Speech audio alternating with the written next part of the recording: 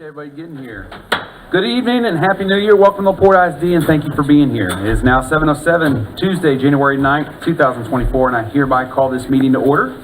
Notice of this meeting has been posted in a manner required by law. The Board of Trustees of LaPorte Independent School District is now convened. Let the record show that all trustees are in attendance and a quorum is present. As the LaPorte ISD Board of Trustees, every student's success is our number one priority. We are here to set goals, adopt policy, approve budgets, contracts, personnel appointments, and communicate the district's vision and success to the community. It is not the role of the board to make day-to-day operational decisions.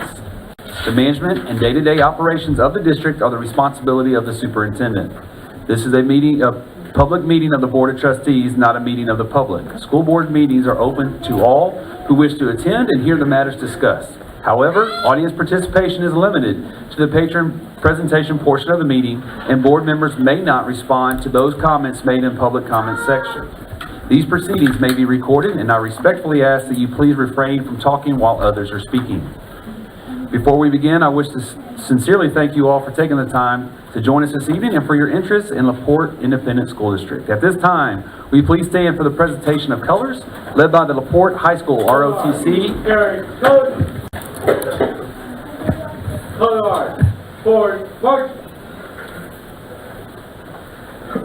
The LaPorte High School JROTC is commanded by Second Lieutenant Taylor Poe, Texas Flag Second Lieutenant Aiden Trant, Private Cole Hart, and Private Shelby Martinez.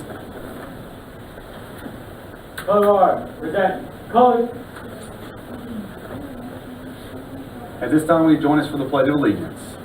I pledge allegiance to the flag of the United States of America and to the republic for which it stands, one nation, under God, indivisible, with liberty and justice for all.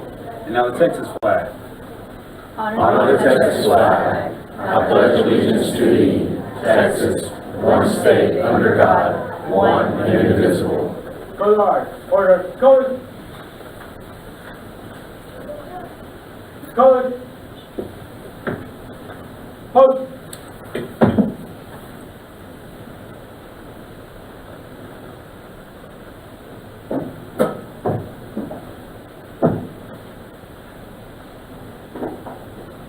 Ready, seat. Color guard. Present arms. Color guard. Order. Arms. Color guard. Mark time. March.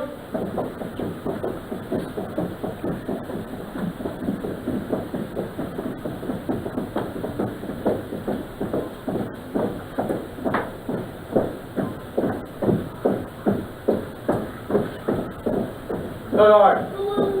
Forward. March.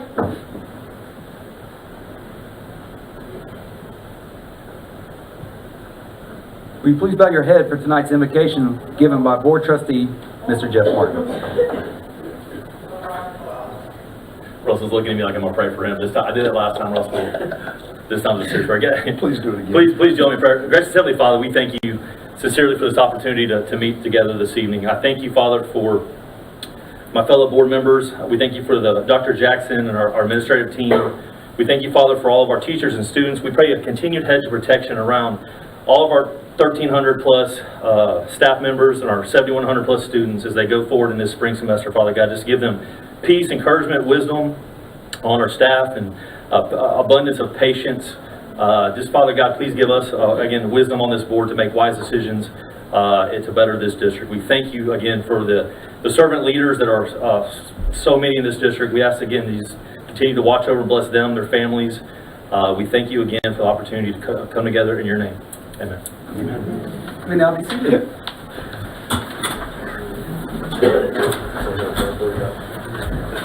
All right. We're now going to move to item 5, public recognitions. Tonight's recognitions will be presented by Director of Communications, Mr. Adam Holland. Good evening, ladies and gentlemen. First, we would like to welcome from Leo A. Rizzuto Elementary School, the Drama Club led by Jennifer Vargas.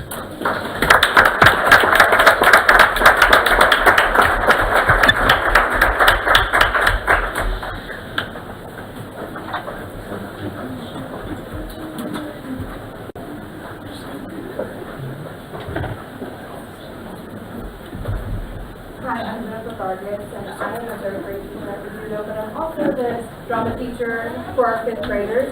I'm excited. This is our 29th year doing this. It's pretty amazing. This year we're performing Willy Wonka. This so happens to be we're the only elementary campus that is doing drama club. We hope to inspire others. That way they can start performing at the high school, which is amazing. We haven't been to one of those either. Our performance is March 1st at 6:30. It's open to the public. We would love to see you there. And today they're going to do a little performance of the Golden Age of Chocolate.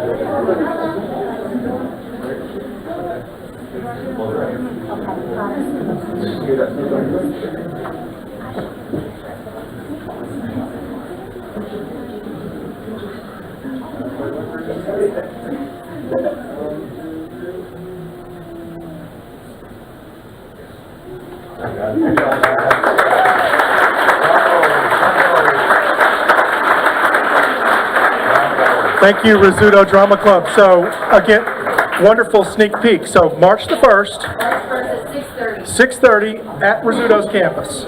Awesome. Thank you again so much.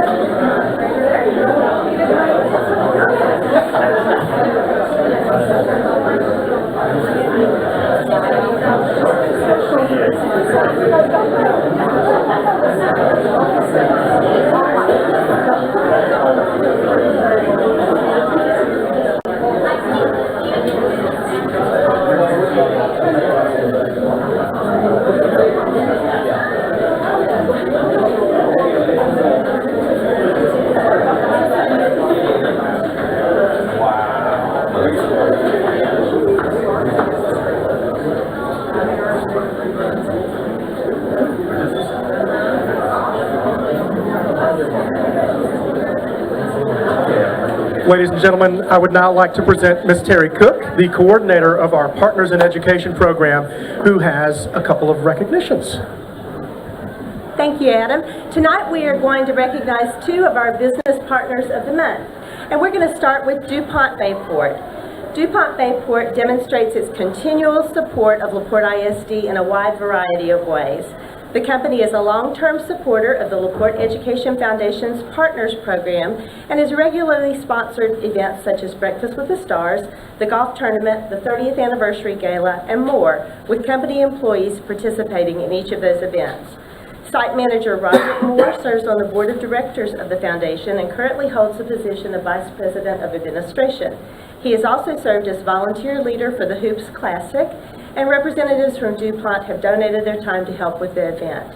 In addition, DuPont Representative Brenda Thompson serves as a volunteer in our schools through the HELPS mentoring program at Bayshore Elementary and the Rotary Club's Early Act community service organization at Baker's 6th grade campus.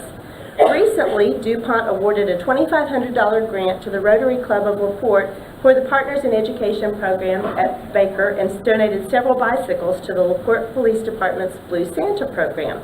We are grateful for all that DuPont and its employees do for the children of our community and for their continued support of our district.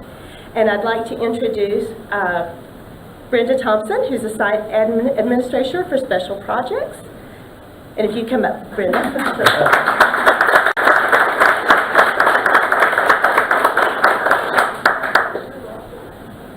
And Carrie Haynes, who's the maintenance manager.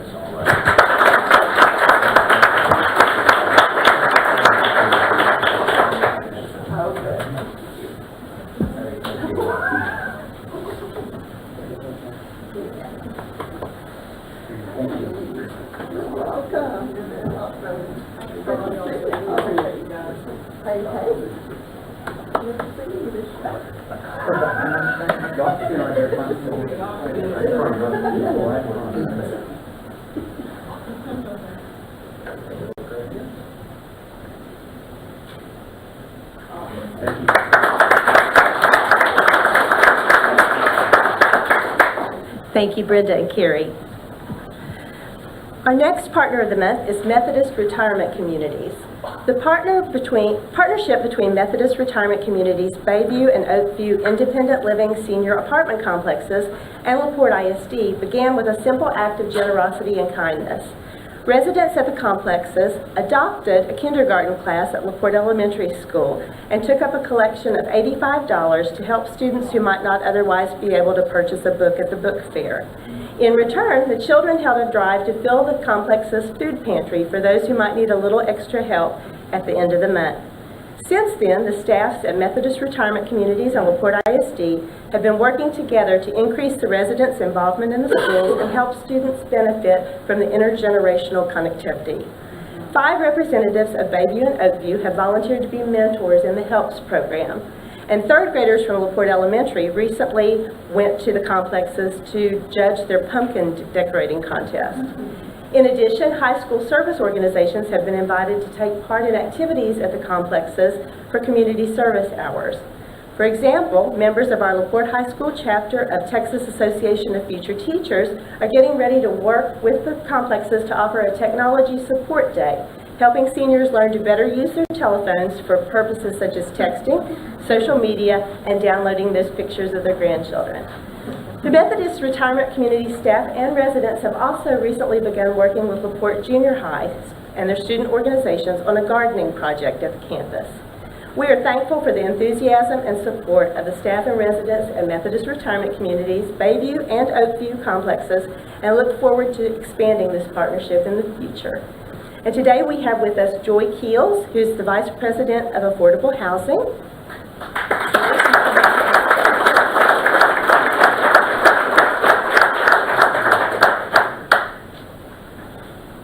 And Kim Randall, who's the Service Coordinator at Oakview Senior Apartments.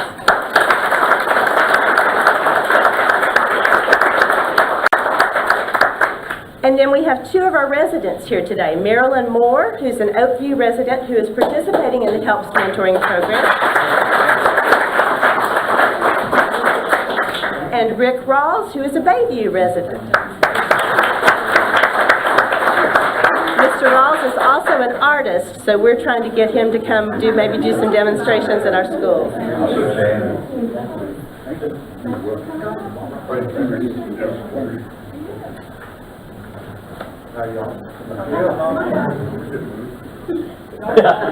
Good share with me.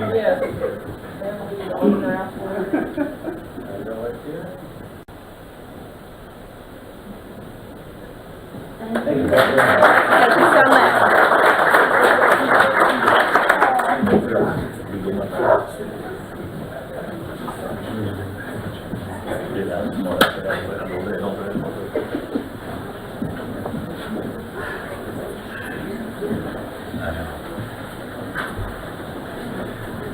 Ladies and gentlemen, I would like to now introduce Ms. Gretchen Knowles, who is here for a special presentation from Commissioner Adrian Garcia's office.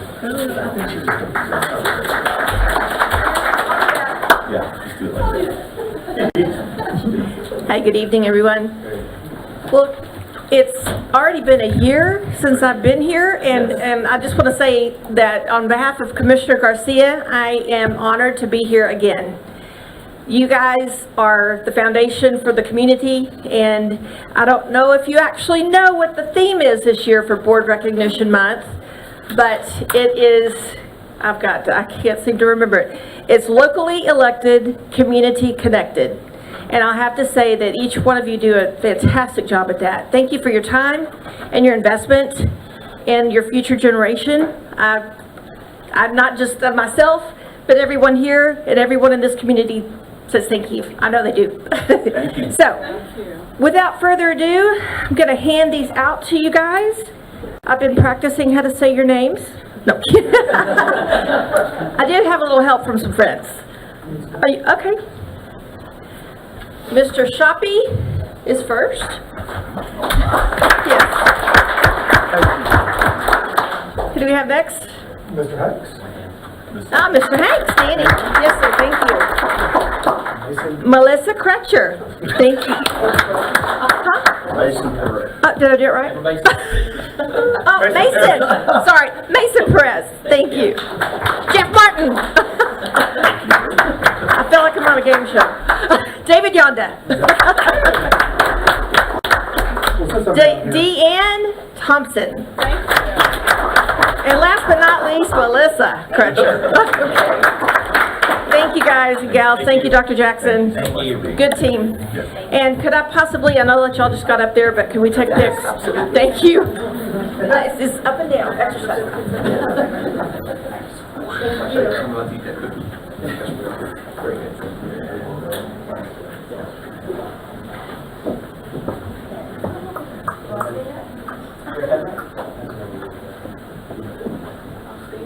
Come on.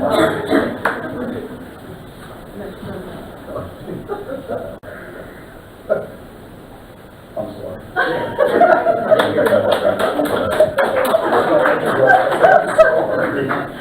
Thank you all. Thank you. Thank you for coming. Oh, yes. And you got the really long street. I know. It's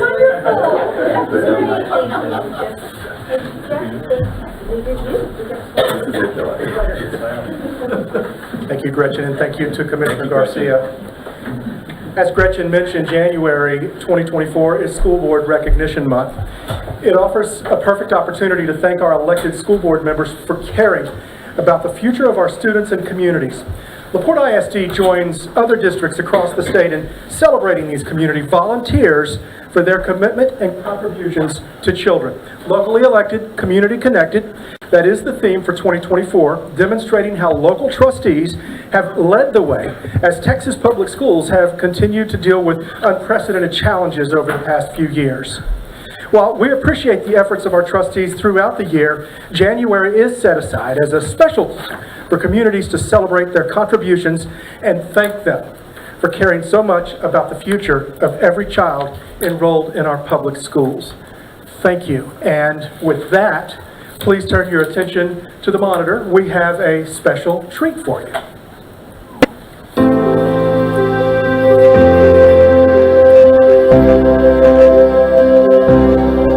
Thank you, Mom, for all you do for our district. Love you. Hey, Dad. Thank you for everything you do for the Porte ISD and everything you do our students here at Pages Elementary. Thank you, Dad. Thank you for all that you've done for this district. We love you. Hey, Mason. Thank you for all that you do for us in the Port. Hi, Mason. Thank you for all you do for the Porte ISD. Thanks, Dad, for everything you do for our district. Love you, and go Dogs. Greetings, all board members. I just wanted to say a big thank you for all that you do to support our teaching and learning and academics team, our teachers and students, and everyone appreciate all the work you do every day. Thank you so much. We love you. Happy School Board Appreciation Month. Thank you so much for all that you do here at LaPorte High School. LPISD board members, just want to give a special thank you to you for your dedication to our students, our staff, our community, for all the things that you do for us.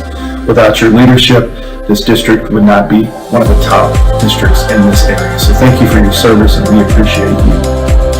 Hi, School Board. I'm here speaking on behalf of the students for School Board Appreciation. I want to say how thankful I am and how much work you put forward for us. Thank you, the Board of Trustees, for all that you do. We appreciate it, all the time and effort that you put into to our school district and to our students. Thank you, thank you, thank you. Greetings, Board. Thank you for everything that you do to help make us the absolute best we can be. Great school districts are led by outstanding board members, and this board is the epitome of the excellence for which we strive each and every day. We appreciate you, we honor you, we respect you, and we look forward to a future that's even brighter than where we are.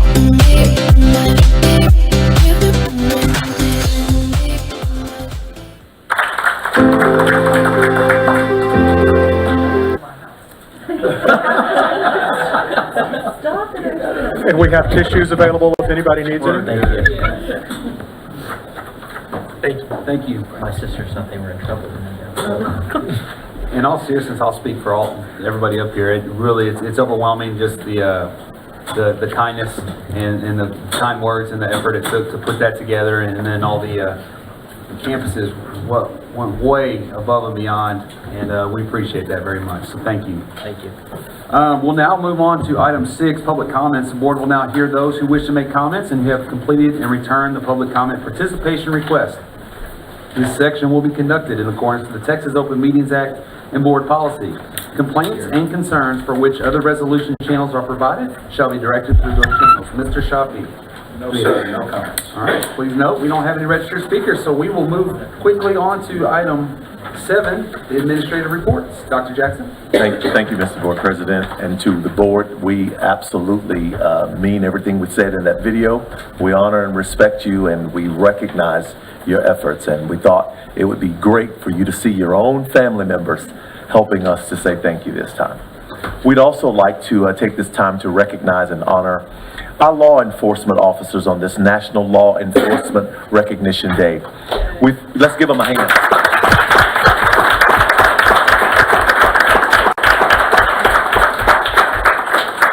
I think I can say this with the support of this entire board. LaPorte, Texas, and LaPorte ISD is a district and a community that backs the blue. All right, and we support you, we honor you, and we thank you, our campus officers, our school resource officers, and officers who work day and night to preserve our safety and our well-being and to protect everything that our Constitution provides for us as Americans. We appreciate you because you give and you put your lives on the line every day. And for that, we want to say congratulations and thank you and Godspeed to you. Let's give them another hand.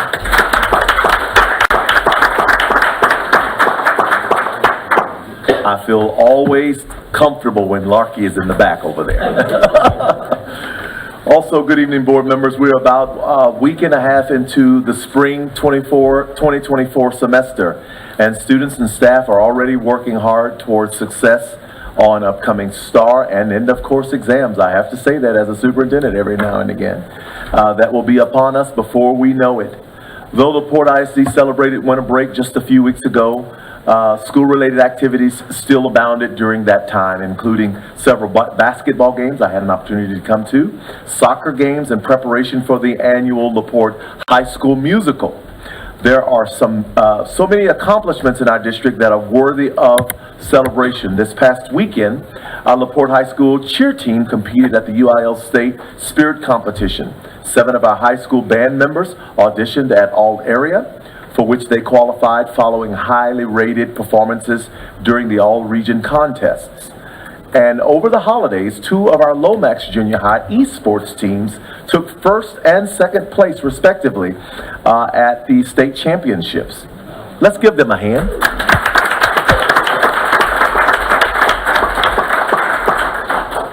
I'm extremely proud that 6 LaPorte ISD elementary schools have been named among the 2024 Best Elementary Schools by the U.S. News and World Report. The 6 honored elementary schools are College Park, Heritage, Jenny Reed, LaPorte, Leo A. Rizzuto, and Lomax. Let's give them a hand one more time. Congratulations to you. The U.S. News and World Report ranking methodology focuses on state assessments of students who were proficient or above proficient in mathematics and reading language arts, while accounting for student backgrounds, achievement in core subjects, and how well schools are educating their students.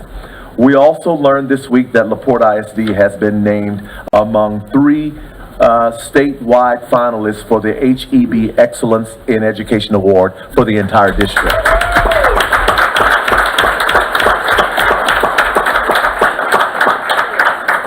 This is a huge honor, and this honor is designed to recognize school districts based on a commitment to student achievement through innovative programs, parent community involvement, and professional development opportunities for teachers and administrators. HEB will name the statewide winner after its site visits, which will take place in March. There are 3 small school finalists. Both the U.S. News and World Report and HEB finalist honors reflect this board's bold vision for our school district and our commitment, and this board's commitment to excellence. Our students are the ultimate beneficiaries of the high bar that you, board, have set for this school district and for this community. We're also experiencing excellence in the LaPorte ISD Reading Challenge, which has entered the home stretch with the start of the new year. Our students and staff are spending a lot of time reading recreationally to help us meet our overall goal of 1.5 million minutes for the 23-24 school year. And I'm sure Dr. Upchurch knows exactly how many minutes we have, even right now at 7:35. This challenge will be facilitated by Beanstack. It helps to foster a love of reading by giving students a chance to read books of their choice. And we are a district that really promotes literacy, and I think we could not promote that in a better way than with Beanstack. Finally, our young thespians, crew members, musicians, and parent volunteers have worked countless hours on the annual LaPorte High School musical and opening night for their production, Rodgers and Hammerstein's Cinderella. It's coming January 22nd. Tickets will go on sale soon. Ticket information and a schedule of performances is on the homepage slideshow at lpisd.org. The board just concluded an evaluation of the superintendent, which they do annually every January. And I'm reminded of that night that I met with the board in February in 2020. And God rest her soul, Chelsea Wheeler and Deanne Thompson and I think it was Kathy Green, all three admonished me greatly when they were interviewing me. If you get this job, don't mess with the musical. And I remember those words very vividly. And I'm very proud of the musical, and I certainly will encourage everyone that hears my voice tonight to make time to go out and see an outstanding performance by a wonderfully talented and gifted group of youngsters that have been working all through Christmas break. So this will conclude my report to the board, and I do apologize for that cheap shot of promoting the musical tonight. No cheap shot there. Thank you, Dr. Jackson. We'll now hear from our Baker Exploration Update, Parent Survey Report. Dr. Brown, introduce him. Dr. Brown. Good evening. Good evening, President Hanks, members of the board, and Dr. Jackson. This evening, we will have our consultant. This past fall, we had a comprehensive needs assessment evaluation, and only solely to enhance the great successes that are happening in our district and what we can even do better. And so Dr. Robert Bayard is here tonight to share a little bit about the work that he did this past fall. I want to give you a little bit of background about Dr. Bayard. He has been an educator since 1999. He recently served as the Deputy Superintendent of Instruction at Clear Creek ISD. He now serves in different aptitudes of presenting at national and state conferences in areas of educational expertise, which includes strategic planning, curriculum and instruction, formative and summative assessment, and community-based accountability and data analysis. So we're happy to have Dr. Bayard here tonight to go through some of the findings that he had in the fall.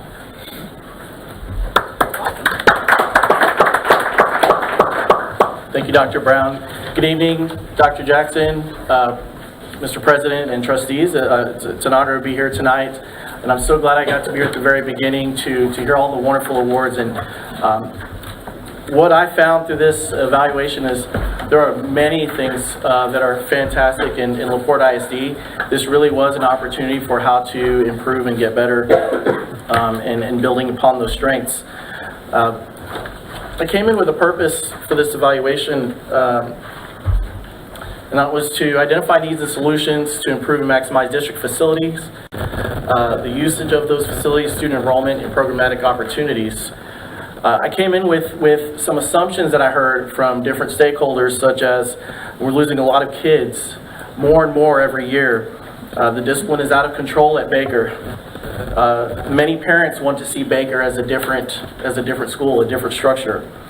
And while those assumptions didn't form the basis of my evaluation, I was listening and gathering data, both qualitative and quantitative, to see what those assumptions were based on. And I'm happy to report that while there are opportunities for growth and improvement, the data just simply don't show anything that's earth-shattering or matters that are urgent right now. So I just want to start with that. The other thing I want to mention is it's important to not go fast. I believe that when we go fast, we run into a train wreck, and so we go slow to go far. And that's just my philosophy. Just a little bit of background. I gathered many documents, both internal and external. I interviewed 71 different stakeholders, including parents, administrators, campus staff, high school students, and board members. And over 1,100 parents responded to a survey. And what I've gathered and heard, thank you, is that that was a pretty good response rate. A higher number of parents responded to this survey more than many surveys in the past. So kudos to your community and your parents. Just to give you an idea of which parents responded to the survey, over half have had children in the district for over 6 years. And on the low side, only 8% have been here less than a year. When I mentioned we go slow to go far, it really begins with Dr. Jackson's tenure in June of 2020. I recall that wonderful time of year, which wasn't wonderful, but it was a tough time to begin as superintendent in the new district. And he led the district through the COVID-19 recovery. The following couple years, he hired new leadership and created a new curriculum department. Last spring, your community, thanks to all of you and Dr. Jackson and the leadership team, gained community supports passed that $235 million bond package. All those things had to happen in I think that order. And most recently, it's the Baker Exploration Study was conducted this past fall and continues along with the study that I'm presenting to you this evening. I want to begin with enrollment trends. And so one of the things that I heard was enrollment was decreasing every year. And I wanted to look at cohorts. And so I looked at 4 specific cohorts, the elementary cohorts of grades 2, 3, 4, and 5 beginning in 2018-19 school year. And what the data show is that those cohorts of students have remained very even and flat. You haven't lost a lot of kids, you haven't gained a lot of kids. Particularly in 6th grade, I think when students come up to 6th grade, that campus might be seeing a decrease in students each year, but that falls in line with the cohorts. Each cohort was a little bit smaller each year, even back when they began in 2nd grade. Looked at enrollment projections from a demographic study from Templeton back in 2018, and the projection was that Baker 6 was supposed to have 533 students. As a district, the projection was 7180. And your district is at 7133, and this was as a snapshot. So you're only 47 students below that projection, and so your enrollment is actually right where it was projected to be, even with the pandemic. And I don't think Mr. Templeton, Bob Templeton, knew anything about the pandemic. If so, I want his lottery tickets. The other thing I looked at was building capacity and utilization. The highest utilization is at the high school with 84%. But all the other campuses have utilization there, of course, where students can go. Also looking at the 3 middle school campuses, Lomax Junior High, LaPorte Junior High, and Baker 6, each of them are very even for the most part, ranging from about 520 to 570. And so just observational data points there. The first finding that I found was that LaPorte ISD has many strengths, as I got to witness this evening. To make any improvements within an organization, it's important that you recognize and highlight those strengths and then build upon those strengths. And so I broke these down into 5 areas. LaPorte is a small, engaged community with many opportunities for students. We saw that with the Methodist partnership and the help programs and the drama programs that we saw for students. District leadership is supportive and responsive. Elementary students are high achieving in academics, even though there is a decline academically in subsequent grade levels. Student clubs, programs, and extracurriculars are meeting student needs, and student safety and approach to discipline is good, according to your parents and the data. There's just a few quotes that I pulled out that are representative of all the other quotes that I was able to gather. LaPorte ISD is a small community and close-knit group. The business community and parents want to be involved and help kids, and we have a much better attitude and better culture in the district. We're all on the same page, and we want to be here, and admin wants us to be here. You can see the other 2 as well. When I looked at academic and extracurricular opportunities based on the survey that went to parents, there was a very overwhelming positive response to that. Over 90% of parents said they're satisfied with the academic opportunities in LaPorte, and over 85% of parents said they were satisfied with the extracurricular opportunities. Broke down the data a little bit more. It was partially also to see where these parents were and of which students. Notice a majority of parents were elementary students, pre-K through 5. It's about split, though, with high school parents.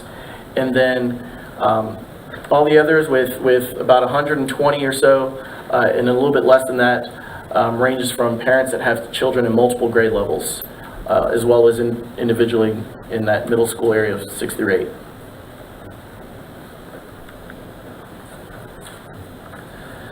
8. Parents did respond to some questions about specific elementary, secondary, and CT programs they would like to see added or expanded.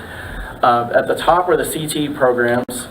In the top 4 CTE programs that you see, there are law public service pathways, all the way up to energy pathways, and you see health science and STEM pathways. They just want those expanded. At secondary levels, they want to see expanded dual course credit opportunities for CTE and in early college high school. At elementary, they want to see the expanded fine arts programs, expanded STEM programs on their campuses, and a magnet STEM academy. With the fine arts programs, that's exactly what these wonderful students from Rizzuto that I got to witness tonight, and I think that's what parents in your district want to see expanded upon. When we look at student safety and approach to discipline, a majority of parents, at around 80%, feel that the school's approach to discipline is positive or very positive. And then they also feel, in a majority, that the school's approach to student safety is positive or very positive. And I want to point attention to that 6th through 8th, because that was something that kept coming up, that the discipline was just out of control there.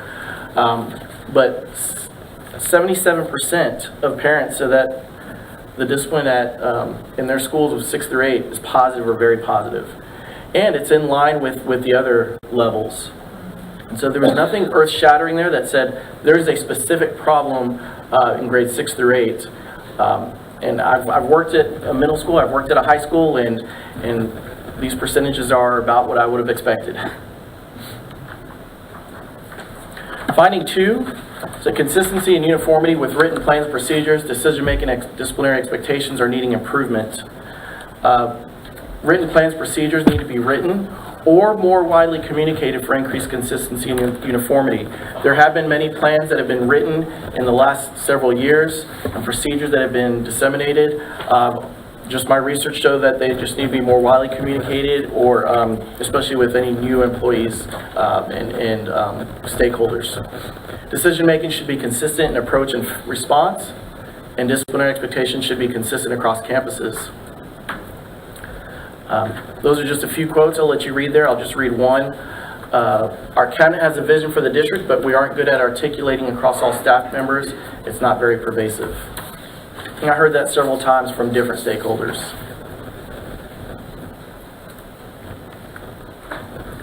As far as decision-making and disciplinary expectations, this is also some qualitative data collected here. We shouldn't allow a small minority to get big reactions out of central office. We overreact to Facebook and Twitter comments, and we make decisions upon that only with a few negative people. And we want greater consistency with classroom expectations related to discipline and structure. So just a handful of comments, again, that represent many more, but I couldn't put them all on here. Finding 3 was improvements are needed in communication related to marketing, branding, frontline customer service, and platforms used for communication. Marketing branding should be enhanced to retain and recruit students. Frontline customer service does not always represent a positive image, and communication systems need improvement to ensure that information accurately and consistently reaches stakeholders. Related to marketing, branding, and customer service, I want to point this out. This hit me hard because I heard this from many different stakeholders. The Porte ISD is the best kept secret. It shouldn't be a secret. So many outstanding opportunities. These kids that were performing from the drama club make them shine across the entire area. So those are just something I wanted to highlight. We've been trying to strengthen our marketing and branding. I know that's been in the works also, so kudos to your district for that. And then you need systematic training of how we talk and communicate with the public. That came up in different forms with different stakeholders. As far as communication systems, all positive. A majority, 90% and above, rated communication as excellent, fair, or good in terms of communication from teachers to parents, campus to parents, and from the district to parents. I have a question on that. On the survey, did it ask as far as where they got their information? Is it mostly from newsletters sent home, Facebook? What mode of communication? Sure. Seeing the most parents? And I didn't ask that specific to find out the mode of communication, but I can tell you in talking to students, high school students, they felt like a lot of their communication was online. They're using the laptops and all the communication is coming from laptops, and they seem to have missed some of the communication, for example, from announcements and posters and paper, and that's what they're craving. Now that was just a small snapshot and a small sampling of students, but that's kind of what I'm hearing. Finding 4 is Baker has a 6th grade campus is uncommon and challenges persist as a result. 6th grade campuses across Texas are uncommon. I'll share with you a little bit of data about that. They do tend to show a little bit lower student performance. Transportation issues are magnified for students attending Baker 6th. The double transitions within 3 school years, in 3 schools in 3 years, is difficult for students and staff. Relationships are difficult to establish in 1 year, and parents have suggestions for the future of Baker 6. None of these are earth-shadowing. I've talked to each of you. We had wonderful conversations. I enjoyed visiting with all of you, so I know you know what I'm seeing also through this. There were 18 6th grade campuses last year in the state of Texas in 14 districts.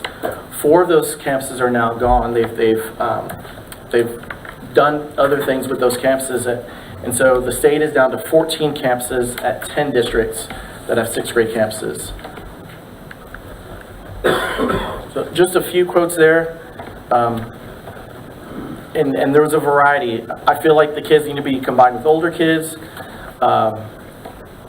Baker has a stigma, and parents are willing to have some kind of change there. I've seen Baker through the years. It was a 3-year campus instead of a 6th grade campus. It would be a much better campus. Excuse me. And so those are just a few quotes of the parents that responded to that. I did look at your schools at the elementary level and their proximity to Deer Park ISD schools and LaPorte ISD junior high and high school.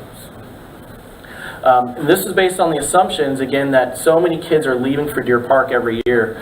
It's really been about 1,000 students who have been leaving the district for Deer Park, but that has gone on for almost a decade. And so it's not new.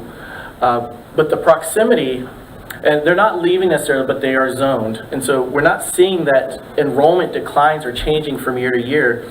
When I looked at the distance between schools, the school that has closer proximity to Deer Park is College Park Elementary. But the kids, all the kids from College Park are not going to Deer Park. Otherwise, you'd see that number exponentially rising each year, and it's not doing that. I do make a comment on that because I like this data here. You know, like I'll give an example, like Heritage. You know, it's 1.4, miles to Lomax Junior High. But a lot of people zone to Heritage, though, are not zoned to Lomax, they're zoned to LaPorte. So it's still going to be a much further distance. So I know you have it as far as zoning to the elementary schools, but some of those neighborhoods that are zoned to those elementary schools are actually zoned to a, possibly a much farther junior high sort of school. So. Certainly, and I didn't go house to house or house to school. I went from campus to campus to kind of summarize the data better. But you're absolutely right with that. Dr. Mayor, we had I'll say it's a rumor because I have no idea there's truth to this, but I hear over and over again, is that we lose students in the 6th, 7th, and 8th grade. They'll lead you to believe it's for athletics or just different reasons. We lose them Deer Park once they get out of elementary school. On your cohort, as reference to enrollment trends, you focus on 2nd through 5th grade, and it was pretty stagnant. Do you have any data or analysis on what happens in 6th, 7th, and 8th grade? Yeah, it did start with 2nd grade because those cohorts showed what happened once the kids got to 5th and 6th grade and 7th and 8th. And the data don't show that you're losing kids in 6th, 7th, and 8th. Those cohorts are remaining flat all the way through. So you're not losing kids from an increased number of kids from year to year. The data just don't show that. It's not significant to show that that's a problem. Thank you. Parents did have some suggestions and stakeholder feedback.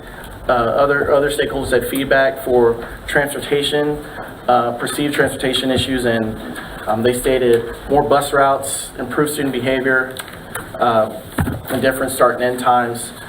The counts, if you think about the over 1,100 parents, these were 270, 230 parents responding. And so those are just suggestions to consider that they mentioned. Some additional stakeholder feedback. Again, none of these are shocking, but that's what the data show also, is that the double transition 2 years is tough for kids. That came from staff. Mildest struggle socially. He had a hard time transitioning to Baker. And then relationships form from across everywhere, and then they're separated again. So this is what I'm hearing. Those were some comments that were provided. But then when parents had an opportunity to provide ideas for Baker's 6th grade campus, this is one that was very interesting to me that I want to highlight here, is that 48% wanted to keep Baker 6th exactly as it was, separate, and 40% wanted to combine 6th, 7th, and 8th. Only 1.6 wanted to combine 5 and 6 together. So that was interesting data for me, and I wanted to see, okay, what does that look like for elementary parents who have a stake in where their kids are going in subsequent years? And those parents are split right down the middle. 44% want to keep 6th grade alone, and 44% want to combine grades 6, 7, and 8. When we look at secondary parents, 53% want to keep Baker 6 separate versus 35%. And what this tells me is that once the parents have that experience of going through Baker, I heard it from many board members, I heard it from parents who, generations that went through Baker, the experience was fine. Their experience was good. And so what that tells me is that there's a fear that's out there in pre-K through 5 that can be dispelled and help parents alleviate those fears. And I know that a lot of work has already been done this year you have a great superintendent, a great principal at Baker, and has gotten additional support this year to help. And my understanding is those things are getting better. And so I want to leave you with 5 recommendations. And these are my recommendations. Of course, this is ultimately Dr. Jackson, his leadership team, and you all as the board. First is to develop a district strategic plan for a community-wide common mission, vision, and goals. Develop departmental and campus strategic plans nested within the district strategic plan. The following 4 recommendations can be part of that strategic plan to enhance them and make them better. The second is develop a comprehensive plan for enhanced communication between stakeholders. Third is communicate existing or develop newly written plans and procedures. The fourth is consider expansion of student programs, clubs, and extracurricular activities. Your parents already gave you a blueprint for what they might want to see. And recommendation 5 is consider options proposed by parents, district campus staff members, and the Board of Trustees for the future of Baker 6. And that is already in progress with your Baker 6 exploration team. Now, I want to caution, because anytime I leave with recommendations, it doesn't mean that these recommendations have to happen this semester or even within a year. It is important. Look at this slide here, this picture. We always want to go to the top. There's never a top, though. In public education, there's never a top. We always climb up. But if as leaders you run, you're either going to get tired in the middle or you're going to lose everyone behind you. If you don't move, then you don't move. And so that pacing is so important. And what I believe is you've all heard patience is a virtue and time is of the essence. But I also want to leave you with intentional timing is momentous. And so that's my presentation for you of my findings and recommendations of this report. Porte ISD is a wonderful district. It truly does feel like family, close-knit family and home. And I was just honored to be able to be a small part of it and learn from you and support the continuous improvement. Thank you.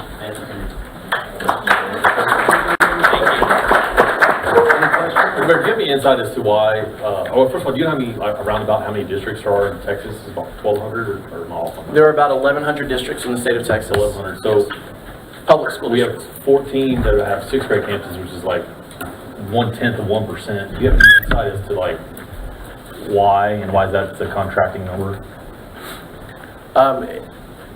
Yeah, it's kind of cyclical in time. There was a time when elementary schools were grades K through 6.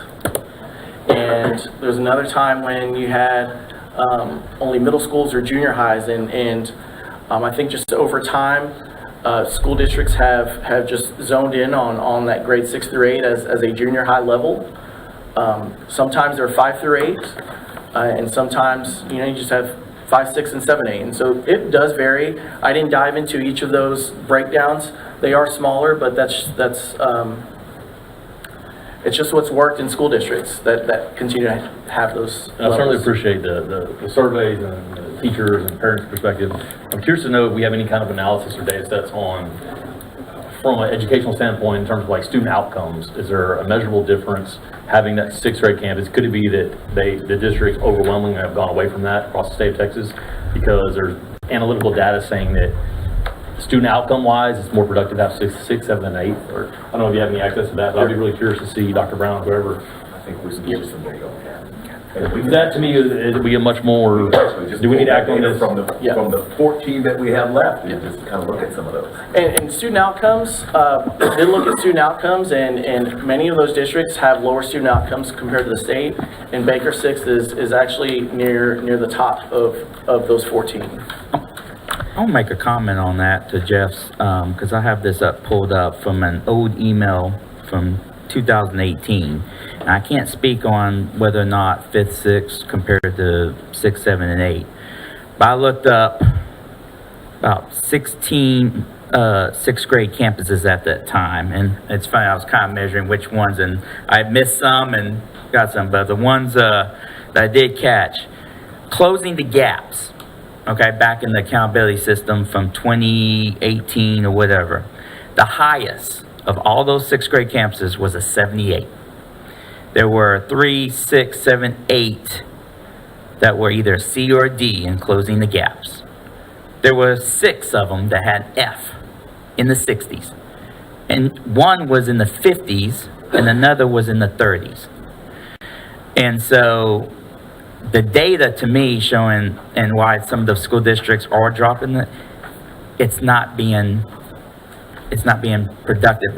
It's not getting the results that we need.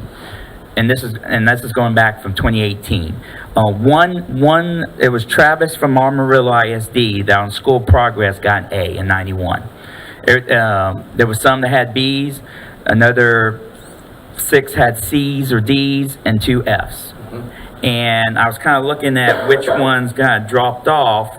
Of course, there were some I missed, but I'm kind of looking at some of these that were getting C's and D's and F's or getting dropped off because they're not making the production. That's accurate. And so, and this was 5, 6 years ago. So, and I think a lot also too is regards to relationship building piece, and of students coming in for 1 year, finally you get to know the kids and then off to another campus, and I was finally looking at your survey, and I get, because a lot of parents have gone through a 6th, 7th, and 8th, and I'm not here to judge which one's better between now or 5th or 6th grade. But I also kind of look and see, well, maybe a lot of parents chose 6, 7, 8 because that's probably what most went through in their own schooling. 5th and 6th grade concept is relatively new. I actually taught at 6th, 7th, and 8th, and then the district went to a 5th, 6th grade in the mid-2000s. So, it's kind of a different new concept for some school districts. Right. So, but I'm just kind of seeing the results as far as the 6th grade campus, and I have not seen any that I've seen that's like, wow, this is working. So. No. Just to respond to your assertion, I agree. But this is not the bookend for us. This is just a report. because we're going to continue our work and your work and our work along with the Baker Exploration team. But I did want to get Dr. Bayard up here. I didn't want to string it out for too long, and we're doing all this stuff and y'all have never heard from it. And so there's much work to be done. There's much more research to be done. David, I've worked in a district where I too was a principal of a 7-8 campus, but I taught at a 6, 7, and 8 campus. And there's a stark difference that you feel when 6th graders are not on a campus versus that. And then in A-Leaf, they had 5th, 6th campuses now. But I can also assert that many, and not that particular district, but many of those 5th, 6th campuses, they're struggling just like a 6-only campus. So it's really about what programs and what focus are we, really adding, and what value are we adding to the instructional programs. And that's, tonight you're going to hear some of those things from our team, because I want you to hear some of the things that we've tried to implement already. Not trying to code it and sugarcoat it, but there are some things that are already in play that I think Baker has made a stark, improvement, I should say, in some of the things that we're starting to do with new principals, the leadership team, and the staff that's been there. So it's certainly not the end of the end for us. It's just something that we wanted to kind of get to you tonight. Is it fair to say that the original, obviously we reached out to you and sought your investigation here, that the initial assessment, our reason for reaching out, that those really aren't the issues at hand. There are some other issues at play here. That's right. That's so, right. I mean, if nothing, it's a process of elimination. We start taking some of these things that we thought were the egregious actors and get that off and start honing in on another. There is something going on. Absolutely. Those initial thoughts are not them. The data don't support some of those initial assumptions as to the problems that were assumed. Now, this research does provide avenues for that continuous improvement and working together as a leadership team, taking the time to be intentional about what to do and when. And I know that's what some of the work is being done this year. Correct me if I'm wrong, in one of the meetings, we were presented information with some of the STAR testing scores where we saw, and it addressed what we're looking here. So we have that information somewhere. And, to your point, I think I didn't even think about the transportation issue until this survey took place. And that could be a far more taxing reason for people's, discourse than what initially we thought. Because I didn't think about the transportation issue, taking every elementary and all of a sudden now you're going to one location where you hadn't had that issue. So I appreciate your time. I'm sorry, mate. Did you have something, Mason? Well, are you ending? Yes. Okay.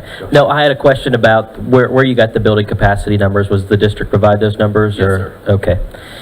Because whenever we had that Whitley Penn report, some of those numbers were different, and then on here, so I'm kind of curious what the actual true numbers are, and maybe if somebody could get that to us. We have that in our archives. Okay, thank you. They And may then, vary a little bit, but they should be close in those numbers. okay. I just have two things, I'll make it quick. So with the data that Jeff requested that you're going to provide, could we also see where, like what size those districts are in comparison, not in comparison, but so that we can compare that, larger campuses or larger districts do have 5th and 6th grade campuses, Pearland, things like that. So that might also give us a little bit more information along with the scores. The other thing that I was going to mention is just looking back at the decision making, the disciplinary expectations and stuff. That percentage was about 25% were not satisfied. It was a larger number that were satisfied or found it positive, but it's about 25%. And we keep hearing bullying, we keep hearing the classroom expectations, things like that. We have some excellent resources in our district through our counselors. I know there are programs that have been at specific campuses. I believe one of them is called No Place for Hate, and I think they started it a couple of years ago and maybe did not get to continue it. But I think there are opportunities for us to start those earlier with our students. Those are resources and impacts that we can make within the district that might start mitigating some of these issues that we're having a little earlier on.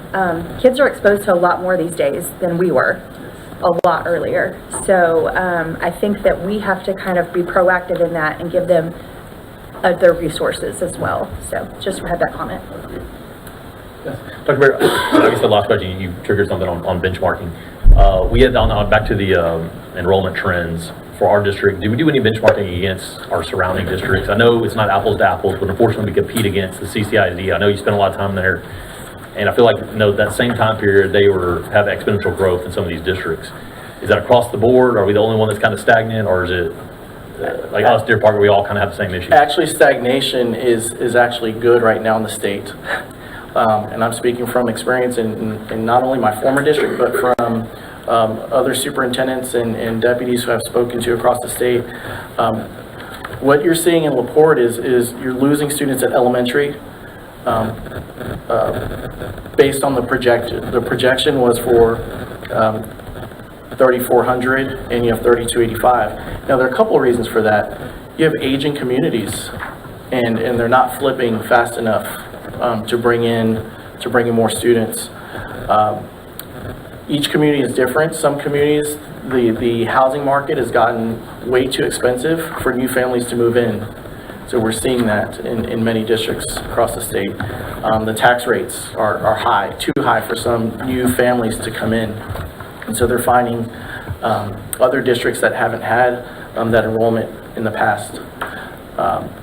But many districts are losing kids a lot more than LaPorte. LaPorte is stagnant. And to kind of add to that, I want to say stagnation is our goal, but compared to, we're also in that time of that projection, 2018, we've had several acres of prairie protected that would have been homes that could have been built for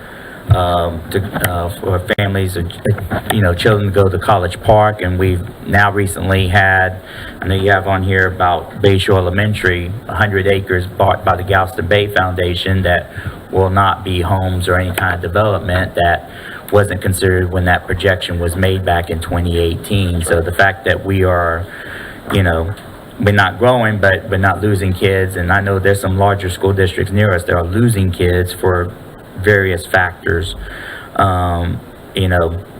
Relatively speaking, we're in a better shape, but obviously we would like to see growth. And just to concur with what both of you are talking about, when I first got here, Mr. Graham and I got a chance to kind of just drove me around the community and pointed to where an entire neighborhood was that's no longer there because of a storm. Yeah. Right. And so we're not convinced those kids all stayed in the district, is what I'm saying. Many of them went across the bridge, went to Houston and other places. And so I'm not saying we know where all of them are. We can find some of those kids.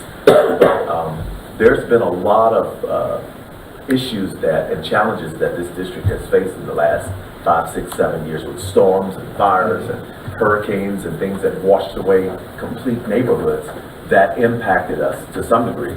And so for us to be as close to that projection as we are is to some degree refreshing. That we're not, because when I got here we were at 6,600 below 7,000. Yeah, and we stayed there for 2 or 3 years, and we just kind of broke the 7,200 mark last fall. And so we're getting there. Can I request data on? I want to know how many of the College Park Heritage kids are not going to LaPorte High School.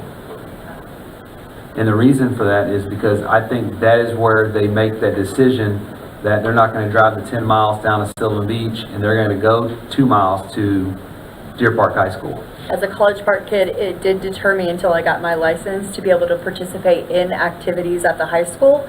And that was 25 years ago. Because I think we've always been convinced that maybe we're losing that transitional year, but the more that I'm looking at this, I'm like, I would be more interested to know that data and how it translates into the high school, and if that's where our attrition's taking place, is at that point they're deciding, okay, well, I'm not going to drive down there every day. Now you're going to have athletics and drama and music and all those things. Or how many people are buying houses and never coming to LaPorte ISD? They're buying houses in LaPorte but staying in their district.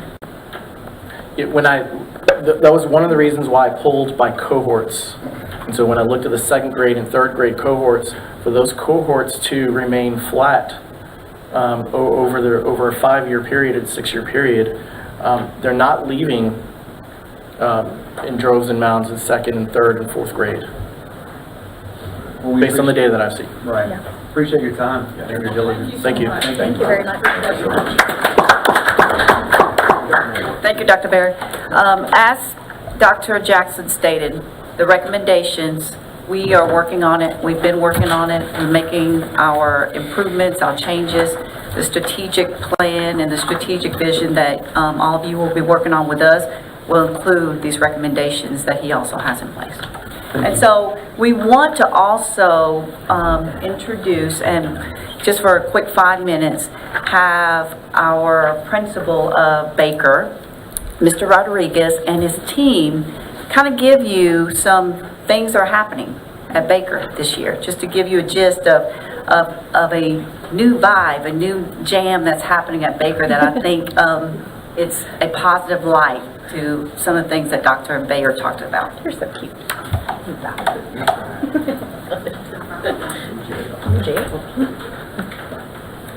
Good evening, everybody.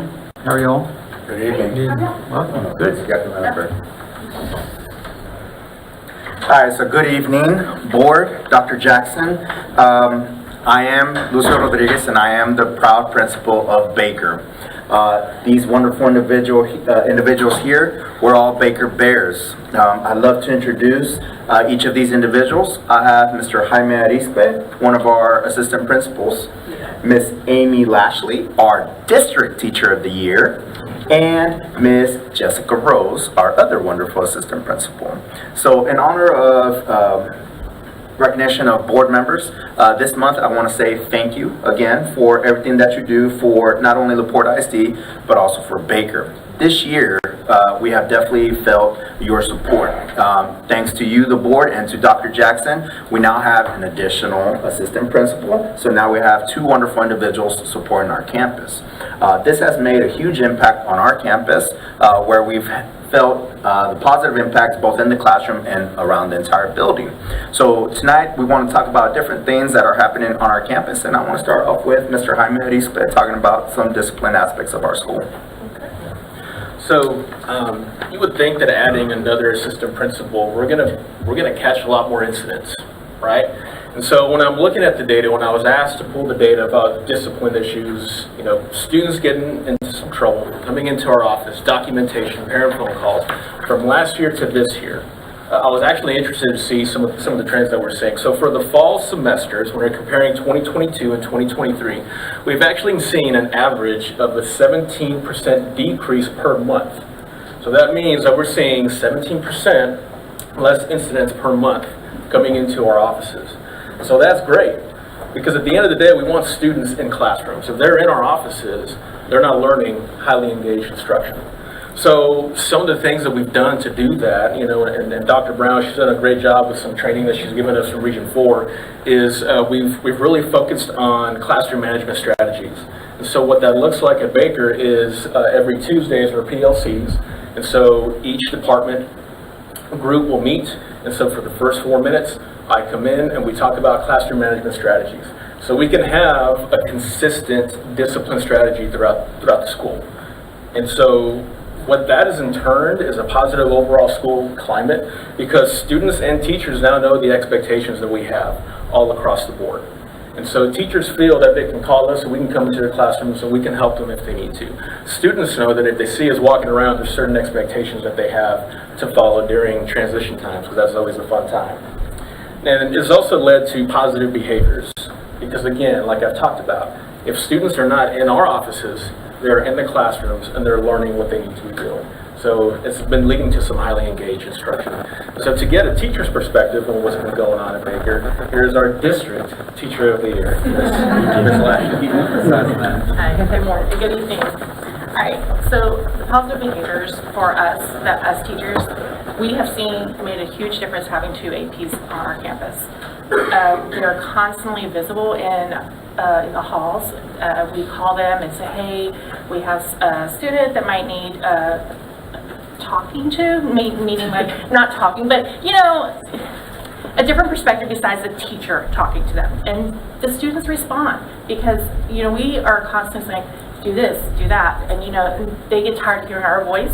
So we're able to say, hey, you know, can you just speak to the student? And we don't have to call home on these incidents because they're not so major that they're disrupting the classroom, but just enough to redirect their behavior from another perspective. And we think having those 2 APs on our campus to do that for. The immediate support that we get having 2 available APs makes a huge difference for us in the classroom. They're so knowledgeable. They're very, you can go to them and say, hey, I'm having this problem. Miss Rose, somehow she can have like a whole bag of tricks in her, up her sleeve, and she can switch a behavior just like that. It's a blessing to have both of them. Office referral process, it's no longer like you're filling out your taxes. It is just streamlined to if this happens, give us a call. I mean, it is amazing. And having admin support on both floors. A Baker to us, I mean, might not look like a big campus, but to 6th graders, it's a huge campus, and they will find places to hide that you will not believe. So having them visibly present and always in the halls helps us get them in the classroom and stay in the classroom because they know that the APs are going to be out there with us and with them. So it makes a huge difference. Some of the teachers at Baker, we are some of the most dedicated, hardworking teachers, and we are so flexible. And having our AP, our admin support to help us, helps us be successful in the classroom. And I can't thank them enough to do that. So, you want to go back to Mr. Rodriguez? Thank you, Ms. Lashley. So I want to talk about also not only what we are bringing to the campus through our staff, but also what we're doing for our students in terms of positive behavior incentives. So we've, as a campus, in our steering committee, we've come up with different programs to be able to acknowledge not just academics, but also the great things that students are doing, even when they think no one's watching. So these things include such programs as the VIP Students Program. This is where students get nominated every 9 weeks, and this is for displaying the character traits that we cover every month. We also have something called Caught Green-Handed. Normally we talk about you got caught red-handed, but instead students get positive office referrals to students, where students get to choose which administrator they want to talk to and which administrator they want to be able to call home and have that great phone call with parents, which is a nice surprise. We also have something called the Hundreds Chart, which similarly students get referred for doing great deeds, positive behaviors, and just displaying character traits in which both the student and the teacher get acknowledge and receive incentives and rewards, such as the last one we had, musical chairs, the donut party, so everyone gets acknowledged for those referrals. In the cafeteria, we have a system where students hold each other accountable. There's a point system, and with that, they're able to earn rewards such as free seating, lunch outside, playtime outside, or in the gym. So these are some of the programs that we're able to have here at Baker. I also want to talk about some additional programs. Ms. Rose is going to be able to talk to you about those. All right, come and check out our new lunch program. That's going great. The kids are competing against one another, and it's super fun. They get to see how many points they have, and their goal is to have 0 points, kind of like golf. And so the less points they have, the better they are. So some of the new programs that we have on our campus, we have ACE, which I have to look it up. It stands for After School Centers and Education. So currently we have 54 kids that are community in schools, and we have helps with the mentoring program and student life. So in our community and schools, we have 54 kids participating in that right now. She does all kinds of things with our kids. She pulls groups where she's working with them with just daily things that are going on in their lives. She works with them on attendance, academics, behavior interventions.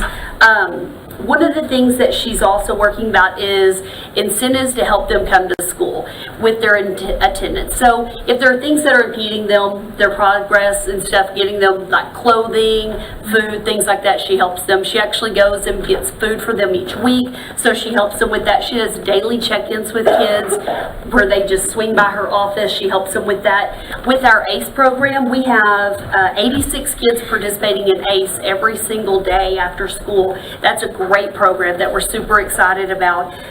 They do things with kids academically, socially. They work with homework, clubs that kids are interested in. Each month they host a family event to build that relationships with our families. They do a Saturday Zoom with our families so that they're building those relationships as well. We have teachers that are working on high interest tutorials and high impact tutorials with our kids and that ACE program as well. They do bi-monthly social emotional learning check-ins with our families through ACE as well. We have 8 mentors that come in right now and they're working, and we're waiting on 5 more kids to turn in their permission slips so that they can be mentored. Another program that is new to us is our Student Life. They come on Thursdays and it's voluntary. They come to the gym. Sometimes they play games. Sometimes they work on just things that are impacting them on a daily basis in their life. Kids are loving that program, and they asked that first week they came back, they're like, when is Student Life coming today? We're like, no, y'all just came back to school today. So they're really excited about Student Life. So now Mr. Rodriguez is going to finish up with some of our other clubs. So as you can see, we're looking at everything that impacts students. So some things that we bring to the school as well that we're looking to expand further on is just how to provide a complete experience to the students. That includes clubs that range from yearbook, book club, AV club, chess club, robotics, spirit club, student council, early act, which is new to us this year, and yearbook. These clubs have been playing in the background for you, and these are just a glimpse of what students are able to do on our campus. As you can see, they have a great time. All are filled with brimming, bright smiles, and they're excited to come to school because of these opportunities that our wonderful teachers are able to provide to our students. I just want to finish up this section of tonight just by saying that everything we do at Baker is to promote positive outcomes. We want to thank you, the board, Dr. Jackson, for all the support that you provide to Baker, including this wonderful year with our new team. Thank you. Thank you. I don't want, not a question, I want to make a comment. Mr. Rodriguez, I guess you can safely say that any campus has a unique set of obstacles and things they have to deal with. And I know that Baker's no different, but as a parent of a 5th grader, you hear all these rumors and things, and so you can get kind of nervous, I guess, about sending your kid off to the next adventure, right? And so, but I appreciate you guys coming tonight because it really helps me in my anxiety levels to hear all the positive things. I think that, again, we all have obstacles, but I think you can overcome a lot of obstacles with the right leadership. So it's obvious to me that you guys have the right team in place, and I can see and I hear the vibe and the buzz is so much different this year with the leadership you guys have in place. I sincerely appreciate, you guys mentioned this, but allowing, not just allowing, but embracing the helps mentoring, the student life, the early act, the first act, and all the various clubs, because I think those are really going to bear a lot of fruit for our district going forward, not just in 6th grade, but going forward, helping kids with character issues and things like that. So I appreciate the job you guys are doing. And at least for me, again, I know we're going to discuss it and things going forward, but this was very helpful, again, just being a dad for me. So thank you. I had a question about the behavior. You said that we've seen a decrease in referrals to the office.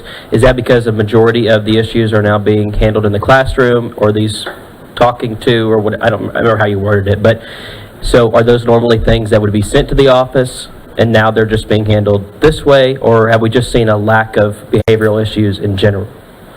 Does that question make sense? It does. That's a great question. Thank you for your question. So what we've done this year is put an emphasis on, as Ms. Amy Lashley mentioned, just streamlining processes and providing trainings not only to our admin team but also to the entire staff. What this helps us do on campus is give them that full tool belt of how to respond in different situations. As Ms. Amy Lashley said, we streamlined that process and said, if this happens, then this. If this happens, then this. So what that does is gives the teachers that know-how of how to respond in any situation. And in some cases, of course, we can't cover every situation, but we can give them the toolboxes to how to respond in any given scenario. That being said, bringing in those new programs has given students just a different outlet for their different supports. Having ACE and CIS allows us to provide additional SEL supports. Our wonderful counselor, Ms. Rodriguez, does a great job and works together with those two programs. We work together as a team. We meet daily to review behaviors, to review upcoming events, and we look at proactively how to support students on campus. We also work together with teachers, get their feedback, and we make changes according to what the needs are. Awesome, thank you. Thank you. Are y'all using the hall pass system like the junior highs are as well? Yes, so that's been a great system that we're able to monitor how much time students are out at any given time. We're able to provide actual data to parents and say, your student has been out 4 hours this entire 6 weeks, and that's how much time they've lost from instruction. It is definitely eye-opening to parents when we're able to provide them with that actual data. And when we have talks with these students, the students are like, I didn't know I was out that long. But it gives us the opportunity, because we're not stuck in the offices. We can actually see it on a mobile basis. We can download it as an app to our computers or a tablet. So it gives us the ability to be able to check who's out in the hallways at any given time, and we can make those controls and prevent encounters with certain students as well. So we're able to put proactive measures in place for that as well. Awesome, thank you. I think having both of you on campus as well has made a big difference. And I wanted to make a note that the Baker Exploration Committee and everything, I don't think is a direct reflection on the work you're doing, but as you've seen, I mean, they're quickly dropping across the state of Texas, so I don't think the board would be doing their job if they didn't look at different options. So I wanted to make sure it was clear that we didn't think y'all were doing a bad job. Thank you. Thanks. I just wanted clarity on one thing. With regards to you said the tools that you're giving your teachers and how they're handling the disciplinary side. Sorry to go back to that, but the question, how they're handling that. Is that something that was rolled out at the beginning of the year? I know there was some in professional development when school started, there were some things across the district. Is it consistent across the district and it's just working for the 6th grade campus? Thank you. So I'm glad you asked that question. Yes, remember last year you had asked us what is our discipline plan. So Dr. Jackson had said, put something together. So we did. And we are super excited because what we are focusing on. What's up together? So then we are super excited that, you know, what you hear from this group, but then all your principals and leaders back here is that our focus in LaPorte is positive behavior and positive incentive. We start there. So we don't look at the negative and begin there. So I think one of the things that has made a difference at Baker and across our LaPorte schools is that we love our students. Students want to be in the classroom. And so what we teach and what we're providing our teachers and our administrative strategies is what do we do to ensure that relationship positive building is happening, that students want to be in the class. Student wants to be in the school. Student wants to be a part of LaPorte. And I think that has changed and made a big difference in what's happening. So when you hear Mr. Rispe talk about the 17% decrease, it's really not about the negative behavior. It's about what these kids want to stay in class. So we're seeing a decrease in terms of disruptions because they're happy. And they're happy to be at Baker. They're happy to be in the teacher's classroom. They're happy to be there, and they feel that Baker is their home. And so that's across the district. And I can tell you, just from an administrative standpoint, making those positive phone calls home is delightful. I love that. But hearing the gasp from the parents when you call, and they're like, and then they realize it's something positive is just delightful. And so, I mean, That's awesome. That's good for y'all too. I just also want to apologize that you're going to have Jeff and me as parents next year. We're ready. Don't let them quit. They're ready. They can't go anywhere. Buckle up. They're ready. And I just want to, we talked about the academics, so I want you to know that as all of us as parents, the academic is our focus. So we know what 6th grade, what challenges it has on its own, the vertical alignment in terms of planning, in terms of the academic achievement of 6th graders. That is already underway. We are working on it. We have been working on it. You see changes this past year is going to continue to increase in terms of what we're doing. Thank y'all. Thank you all very much.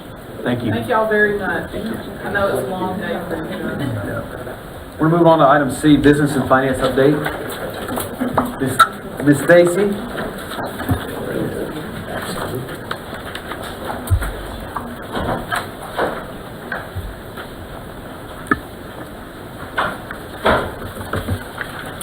All right, good evening. Good evening.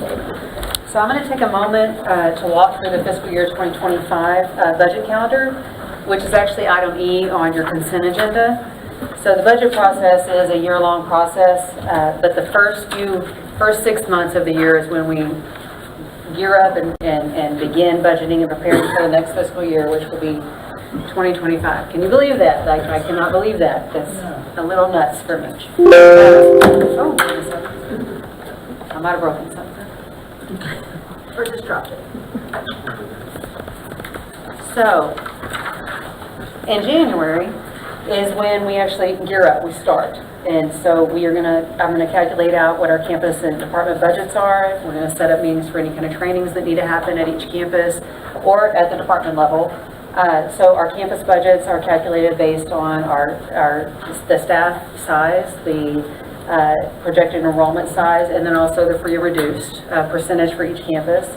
And the departments allotments are calculated doing an average of the past 3 years, and then also bringing into account what kind of new things do we know, what kind of new expenses are going to be coming. That's always happening. And then we'll sit down and I'll sit with Dr. Jackson. We'll kind of look at these and then get his blessing before I send them out to the campus level. And that is my goal is to have that out in the next week or two.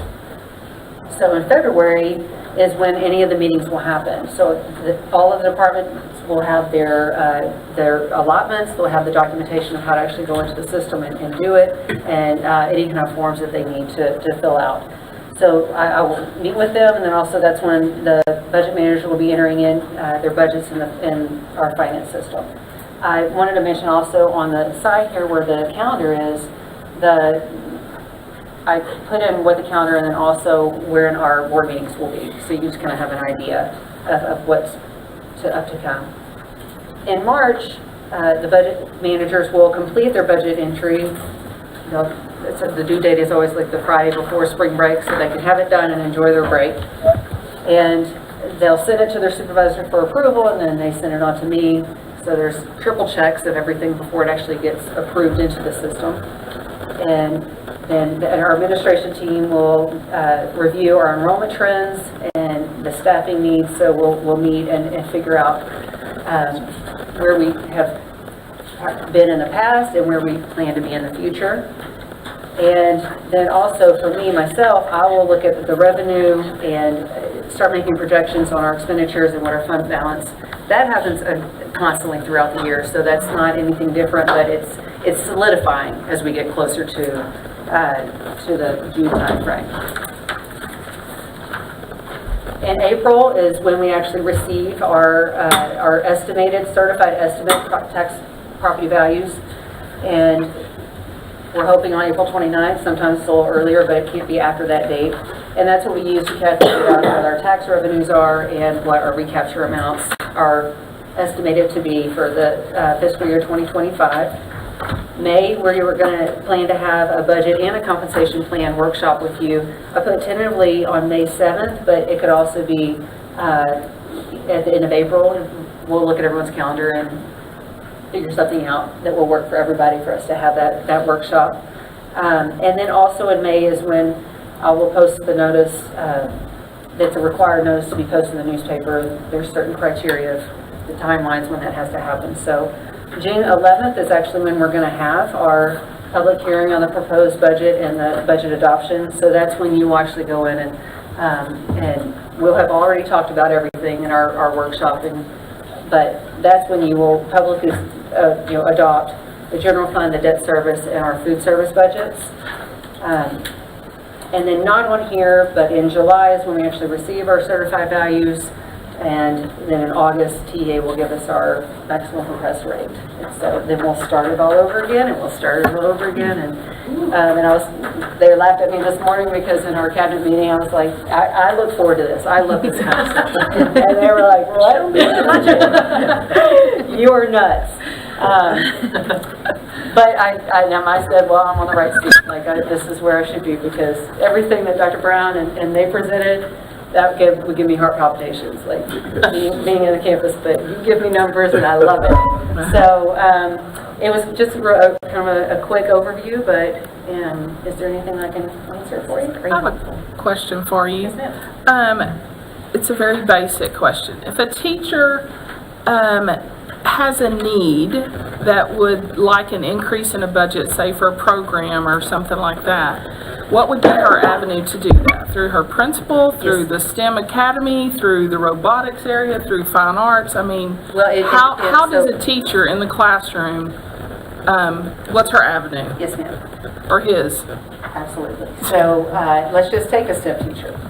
So, or a basic teacher, but you brought up STEM, so we'll discuss that. So if, let's say I'm a STEM teacher and I have an idea and I'm like, okay, I need X amount of dollars to put this together, I would go and speak to my STEM coordinator.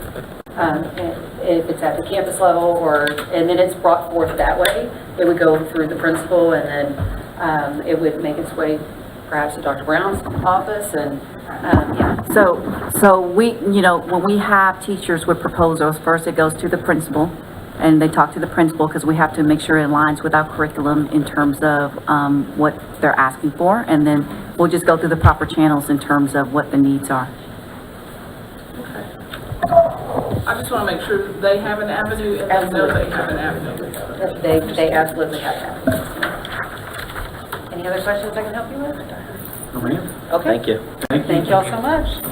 Now go to item D, bond and safety update. Dr. Bromley. I would like to note the last weekend in April is Sylvan Beach Day, so if we cannot do it the last week in April, that might be helpful for a lot of people on the board. Also, we'll be talking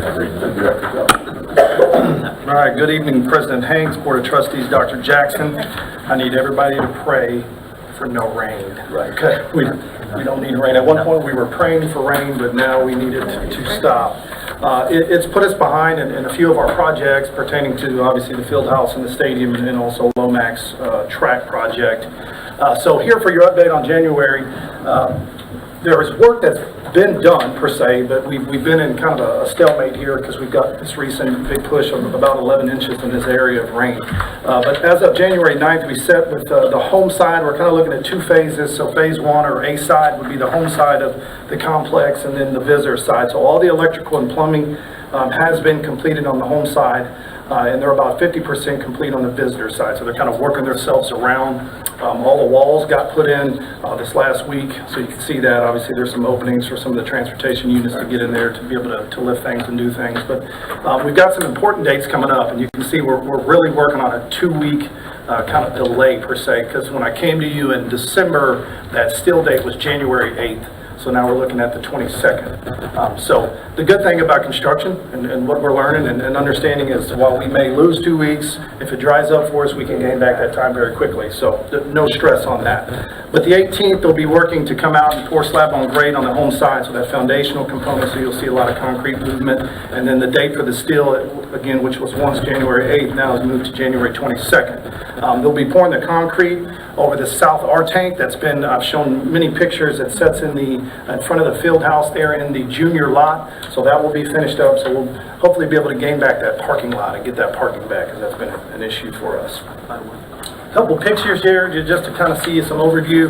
Obviously, you can start to see the shape take place as far as what it's going to look like and so forth.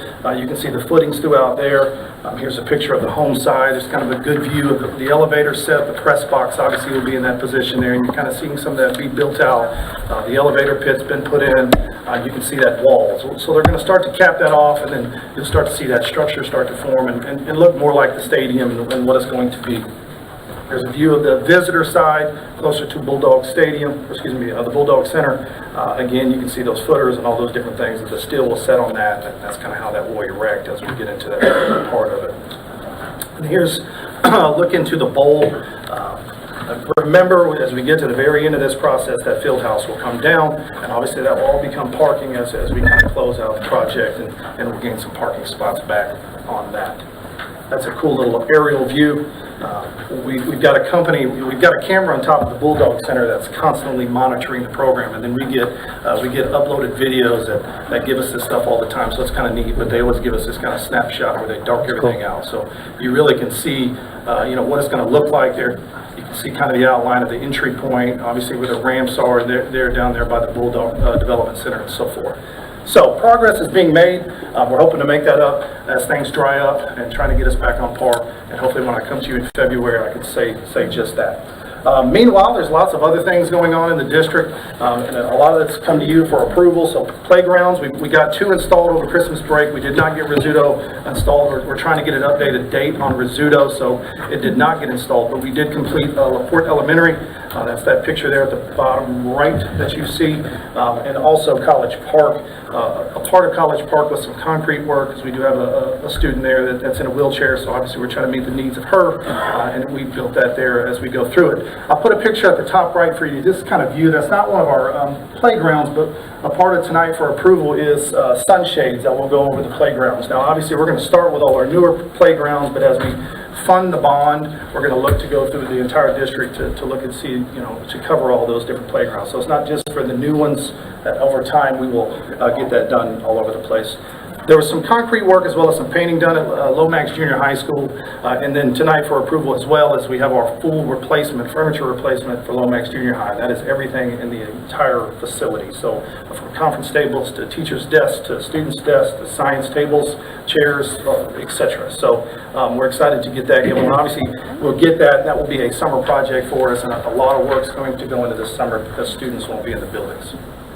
For safety, I've been giving you some brief updates on our wearable panic bags. We're to the point where I can say that they're in shipment. They should be arriving to us soon. We've sent out emails to our principals for the 22nd and the 23rd. The reps from that company will be coming out to spend an hour with campus administrators to walk them through what exactly it is, how it works, how the program works, and so forth. So we'll start there, and then we'll move into working with the teachers and the faculty and start to distribute these products to them in February. So hopefully, middle of February, we will be live with our wearable panic badges. We'll be doing away with our silent panic that we have on our phones, because now it will be around our necks and so forth. So I'll give an update as we get into this, but I'm excited. This is something that's been ongoing, been a lot of work put into this. I think we approved this back in May or April of last year. So we're finally getting to a point that it's going to be useful in our district.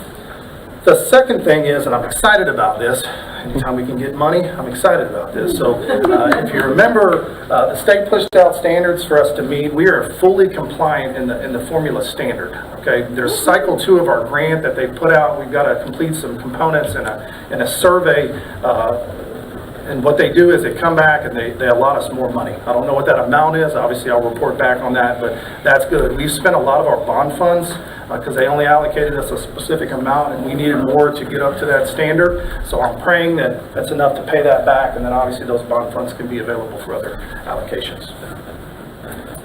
Lomax Junior High, our first design kickoff meeting is next week, January 17th. This is just a quick rough. This is not exactly where it's going to set or what it's going to be, but I kind of want to give you perspective. We've been spending some time kind of looking at the grounds out there and what it could be and how it could be laid out as we get into it. When we start our design, obviously, you'll see all types of different layouts, and you'll have a final product that will be put in front of you for your approval and so forth. But just to give you some perspective on where we are, remember, a new competition gym.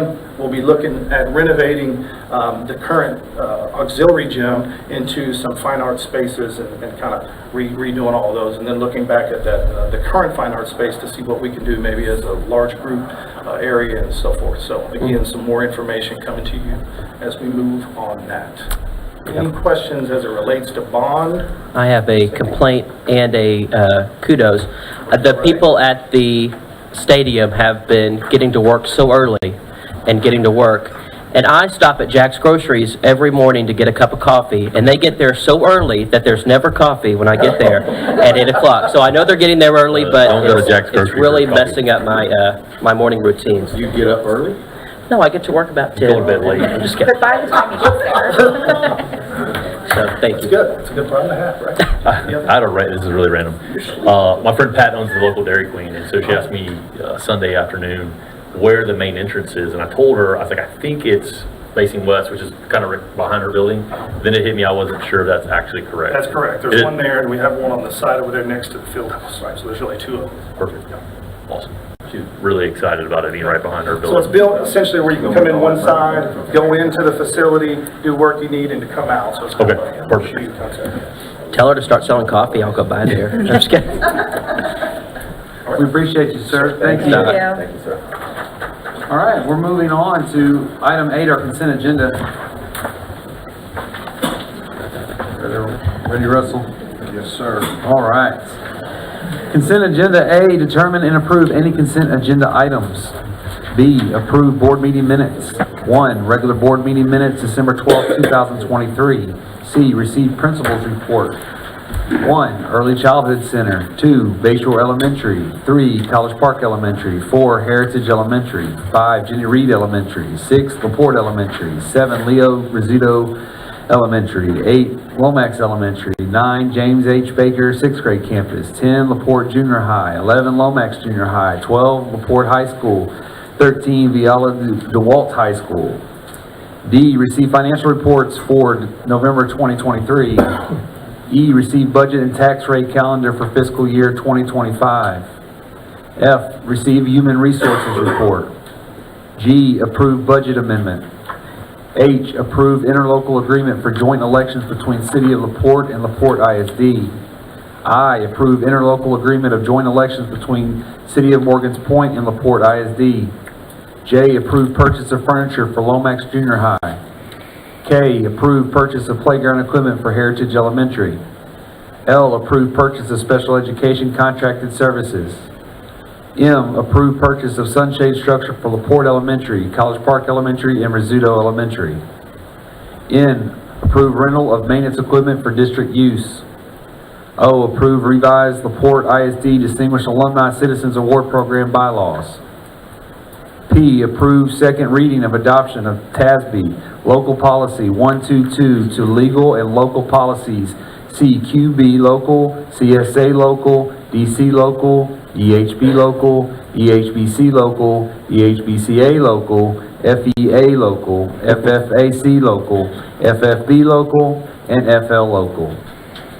Q, adopt a resolution number 2024-01 calling the May 4th, 2024 general trustee election. So moved. Approved. Russell is so excited. Oh, yeah, go ahead. We should have took a bet on that. Don't jinx it. Don't jinx it. All right. Motion? I'll move. to Second. adopt. Seconded by Ms. Thompson. I call for a vote.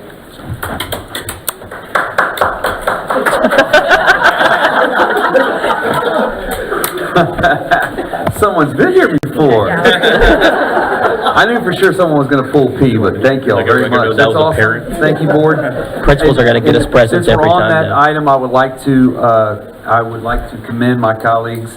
They were very diligent in their questions this past week in their preparation that allowed us to facilitate that consent agenda. So thank you very much. We're going to move on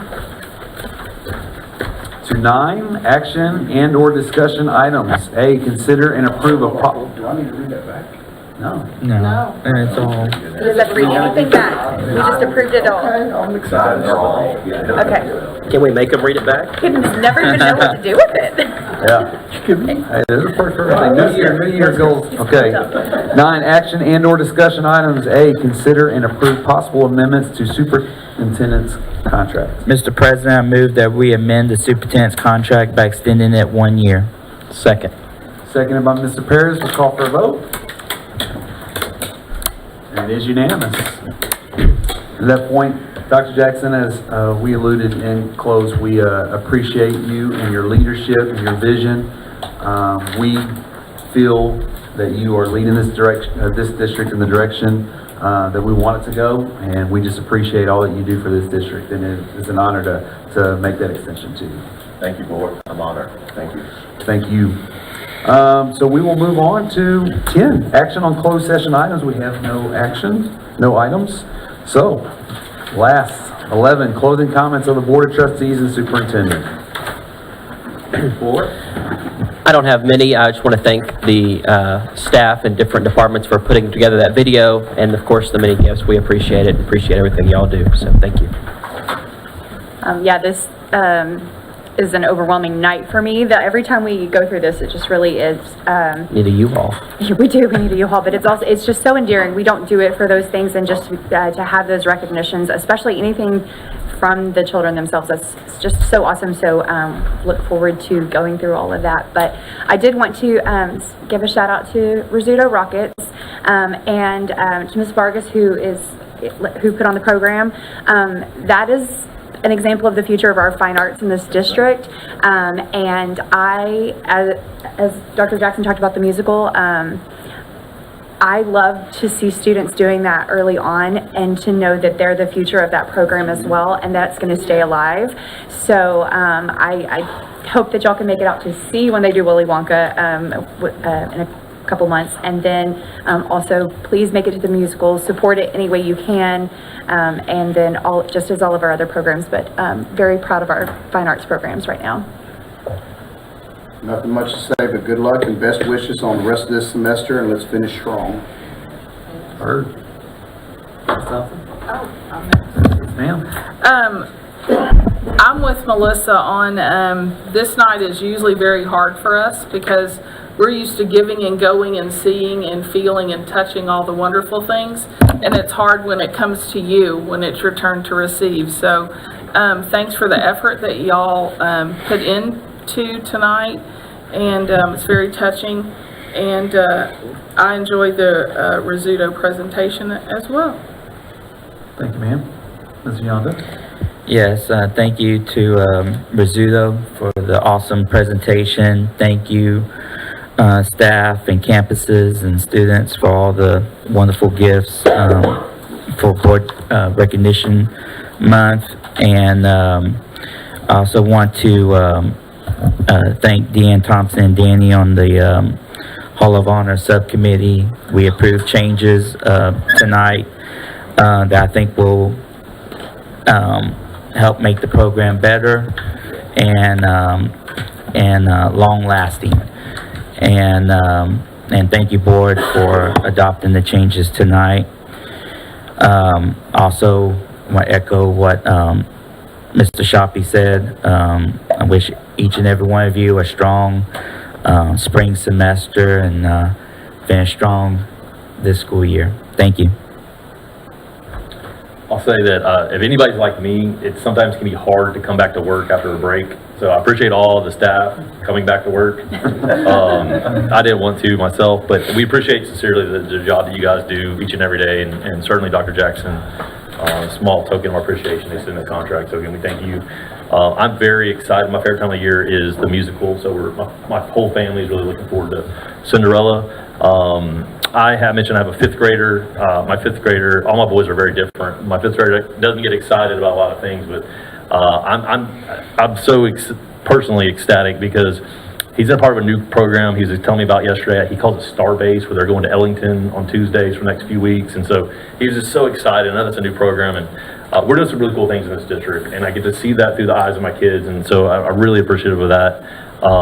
And then, as everybody else has kind of alluded to, I sincerely thank you guys for the gifts. Every year it's hard because I feel almost guilty that we're getting gifts from you guys, but it's such a cool feeling to go back home and kind of go through all of it and look at it. It makes I think all of us want to do a better job of supporting you guys. I hate that you guys have to go out of your way to do those things, but we sincerely appreciate it. And food services, shout out to my best friends in food services, because I might have eaten 3 or 4 cookies in the executive session, and they were delicious. So thank you for that. I'm working on my discipline right here, just looking at him drooling on the mic.